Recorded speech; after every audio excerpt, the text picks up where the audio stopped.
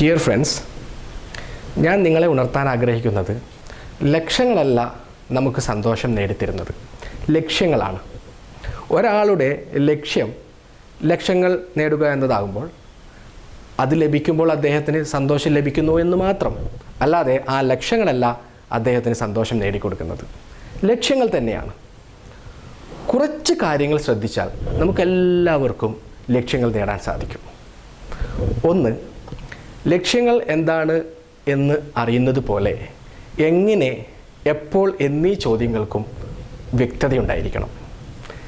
രണ്ട്, പ്രവർത്തിക്കുക എന്നതിനേക്കാളുപരി പ്രയത്നിക്കുകയാണ് വേണ്ടത്.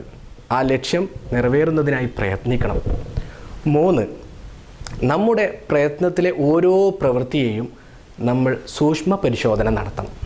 നമ്മുടെ പ്രവൃത്തി നമ്മുടെ ലക്ഷ്യത്തിലേക്ക് ഉതകുന്നതാണോ എന്ന് പരിശോധിക്കണം. എനിക്ക് 4 മണിയാകുമ്പോഴേ ചായ കിട്ടണം. ഞാൻ എൻ്റെ ഭാര്യയോട് പറഞ്ഞു. 4 മണി കഴിഞ്ഞ് 4:30 ആയിട്ടും അവൾ ചായ കൊണ്ടുവന്നില്ല. 4:30-ക്ക് ശേഷം ചായയുമായിട്ട് വരുമ്പോൾ ഞാൻ പറഞ്ഞു, എനിക്ക് വേണ്ട നിൻ്റെ ചായ. ഇവിടെ ഞാൻ പ്രവർത്തിച്ചത് എൻ്റെ ലക്ഷ്യത്തിന് എതിരായിട്ടാണ്. ഇതുപോലെ ചില പ്രവൃത്തികൾ നാം അറിയാതെ നമ്മുടെ ലക്ഷ്യത്തിനെതിരായി പ്രവർത്തിച്ചു പോകാറുണ്ട്. അതുകൊണ്ട് വളരെ സൂക്ഷ്മതയോടെ നന്നായി പരിശോധിക്കണം, എൻ്റെ ഈ പ്രവൃത്തി എൻ്റെ ലക്ഷ്യത്തിന് ഉതകുന്നതാണോ. 4, മാറ്റത്തിന് തയ്യാറാവണം, മാറ്റത്തിന് വിധേയമാവണം.